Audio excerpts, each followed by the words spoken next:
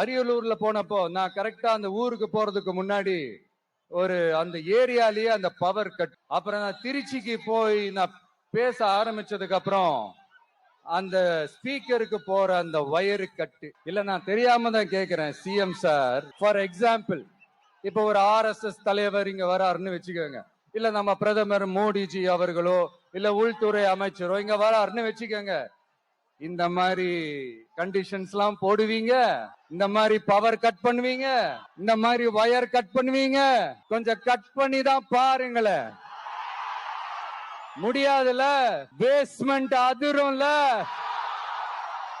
நீங்க தான் மறைமுக உறவுக்காரர்களாச்சே. இதாவது பரவாயில்லைங்க. இதை தாண்டி ஒரு ரூல் ஒண்ணு போட்டாங்க, பஸ்ஸுக்குள்ளேயே இருக்கணுமா, பஸ் விட்டு வெளியில வரக்கூடாதான், கையை இவ்வளவுதான் தூக்கணுமா, இப்படியே வரணுமா, மக்களை பார்த்து சிரிக்காத, மக்களை பார்த்து கையசைக்காத, இப்படி எல்லாம். ஐயோ, நானும் என்னவோ ஏதோ நினைச்சேங்க. செம்ம காமெடியா இருக்குங்க. I am just enjoying like anything. நேரடியாவே கேக்குறேன் சிஎம் சார், மிரட்டி பாக்குறீங்களா? அதுக்கு இந்த விஜய் ஆள் இல்ல சார், அதுக்கு நாம ஆள் இல்ல சார்.